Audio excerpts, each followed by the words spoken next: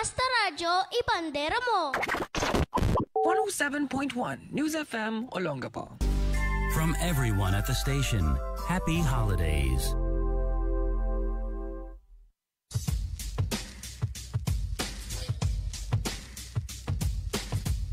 Oh yeah! Yes, you heard it right. Bandera Night Gems. Basta Radyo, ibandera mo. Welcome everybody. Monday edition of this radio show. Monday edition of Bandera Night Gems with DJ Tommy G. Yours truly, only here on Radyo Bandera 107.1 News FM Olongapo City. Lunes na naman, ano? And saktong-sakto yung Lunes, December 1. Wow! Wow!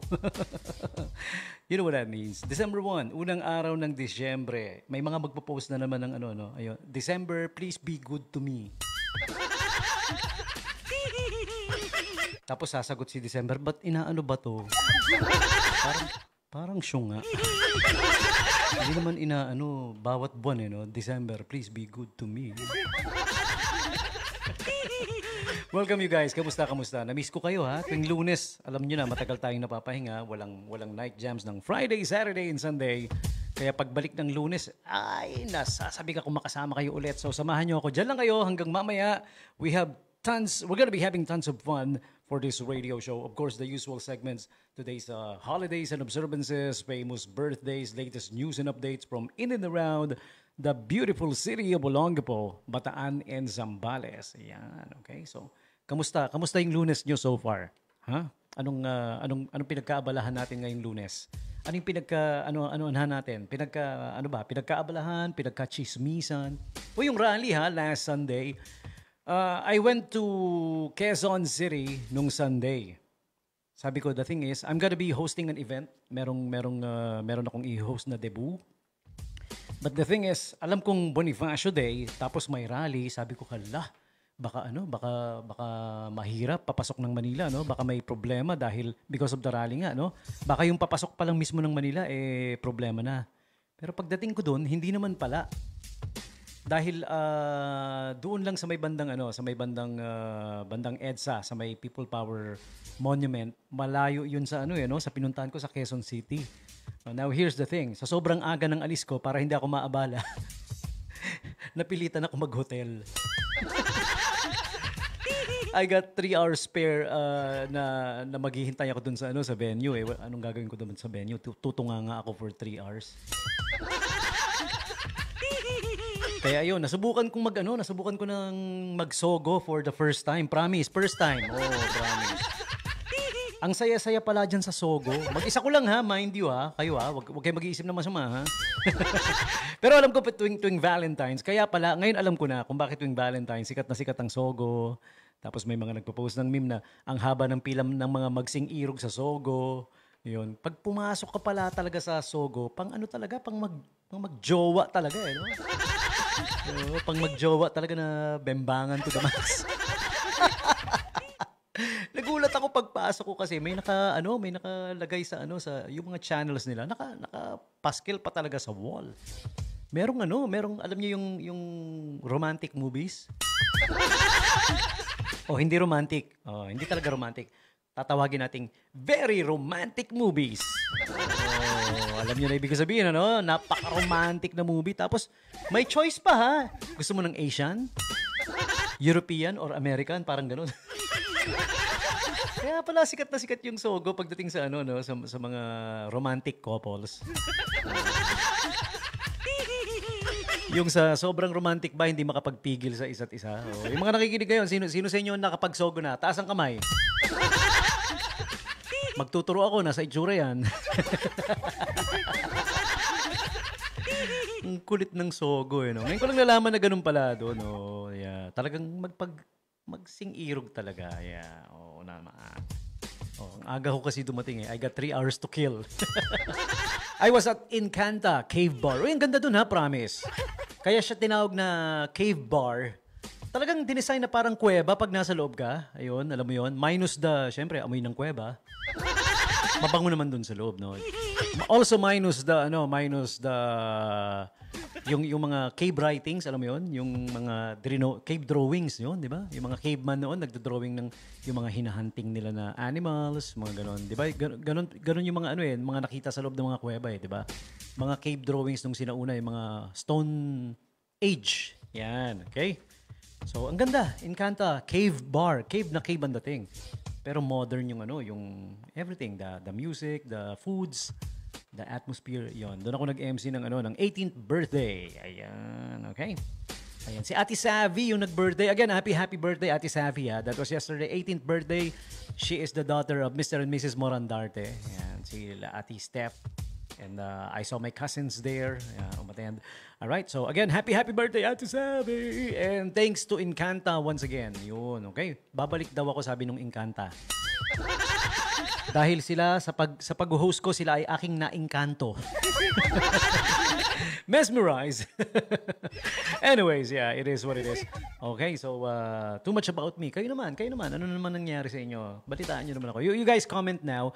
Live yung video natin. Naka-Facebook live din tayo. Tapos live tayo sa Radyo Bandera 107.1 News FM. Ayan, nakikita ko yung mga nag-tune in ngayon. Si Kuya Roderick Diaz. Hey! Kamusta? Ayan, si Roderick Diaz, anak yan ng artista.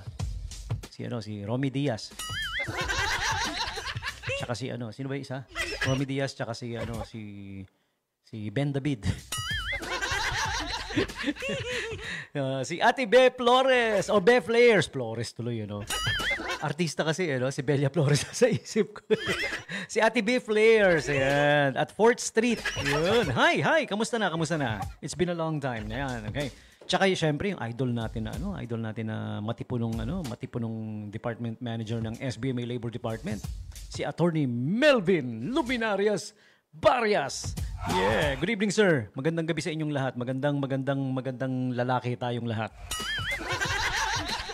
Buti na lang ang gwapo natin. And thank you for tuning in. You have 2 choices or 3 choices or 4 choices actually to tune in to us. Diba? Isa yung sa radyo. We're live on the radio. 107.1. Live din tayo sa Facebook. Oh, diba? Facebook. Pwedeng Radyo Bandera page, my page. Olongapo related pages dahil shinare ko. Tapos, meron din tayong live streaming. Oh, audio live streaming. Yung mahaba yung link hindi ko na babasahin. Tingnan nyo na lang, nakashare naman sa FB. Pwede nyong i-on yan sa cellphone nyo, yung link na yan. Tapos, wherever you may go, dalhin nyo na. Kasama nyo na yung audio. Audio streaming kasi yan, Okay? Tapos, pwedeng pakinggan kahit saan ka magpunta as long as your cellphone has internet. Ayan. www.sound.amfm.link/Radyo Bandera Olongapo or simply Google Bandera Olongapo. Ganun lang yon. Ayan. Hi to Eric Grobe. Hello to you too, my friend from the US of A. Ayan. He is from the real Rocky Mountain High. Oh yeah. Colorado. All right. So, let's start up with the usual things we start up with. December 1, Holidays and Observances is Day Without Art, or DWA, annual event where art institutions and other organizations organize programs to raise awareness for AIDS. Yon, there you go. That's why. And because December 1 is also World AIDS Day. All right. Okay, designated December 1 every year since 1988. That's why you notice in the past few days there were, AIDS awareness programs here and there and everywhere. And bago pa nag-December 1, it started, right? And today is also Teachers' Day in Panama. That's very far from us. Panama. Okay, anyways, moving on with some more... let me tell you, since first day of December, let me tell you about the monthly observances then. The month of December is Turkey Month, okay? Bingo Birthday Month, ang December. Also, Car Donation Month. Some people have so much. Yung iba, ang daming kotse, hindi na magamit. Yeah, that's good. I-donate nyo. Donate nyo si DJ Tommy G. Nasira na yung kotse ko, wala na akong magamit na kotse. Pero yung kotse kong nasira, mahal na mahal ko yun si Z, as I call Z. Kasi galing sa dugot, pawit, sipag at pagtsatsaga talaga. Kaya ko siya nabili, no? Okay? Hindi ko siya dinaan sa dugas. Gaya nung si White Car, dinaan sa ano 'yun. Dinaan sa ginamit yung tapos ginamit yung brand new, di ba? Di ba Direct Saldi, no? Alam na Direct Saldi yun eh. Saka ni Ate Marian Hanig. And everybody else. Yeah, si Z, my car. Yan. Nabanggit ko lang, sorry. Kasi car donation month ang December, no? My car is it was a Mitsubishi Galant V6. Yeah, V6, mabilis. Oo. Ang bilis lumiko sa gasolinahan. Ubus agad lagi. B6 eh. I remember one time dinala ko yun sa mekaniko kasi may problem yung brake kasi luma na eh, 'di ba? 90s old late 90s car pa yun eh. Dinala ko sa mekaniko.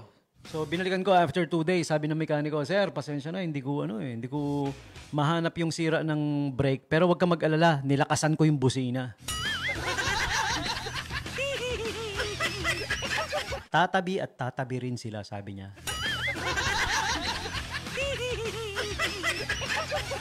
Sabi ko, abay, may katwiran ka, baluktot lang.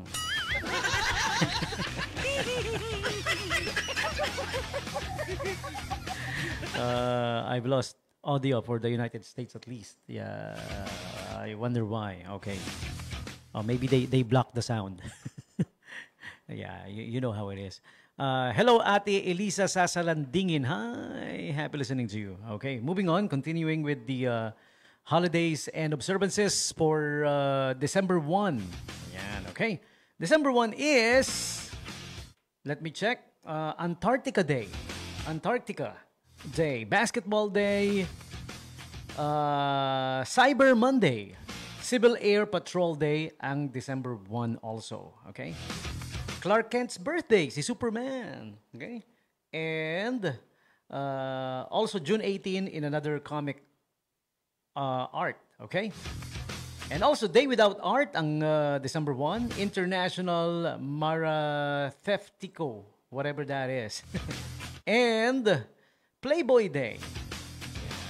Okay, are you guys familiar with the Playboy magazine? There you go, December 1. World AIDS Day also. Okay, so there you have it, just some of the few holidays and observances for December 1. This one's being brought to you by Angel's Pizza Olongapo. Get 2 big family pizza, any flavors for the Sulit Bundle promo, and get a free medium-sized pizza plus free 1-liter lychee lemonade and a lifetime APC loyalty card for only $1,049. It used to be $2,000 plus. Okay, now available at Angel's Pizza Olongapo. Call or text them up 0927-117-9020 and 0932-707-4045. Located at number 395 Rizal Avenue, West Tapinac, Olongapo City. To make it easy on you, yung kanto ng 4th Street. If you're familiar with the 4th Street, yung kanto lang nun, ha? Okay? Ano yan? Okay. So, yeah, they're open Monday to Friday, 8 a.m. to 12 a.m. Monday to Thursday, that is. Dahil pag weekend, Friday to Sunday, hanggang 1 a.m. pa. Ayan, so kung talagang nag-craving kayo ng pizza, no? Pag weekend, hanggang 1 a.m. Okay, Sulit Bundle promo from Angel's Pizza.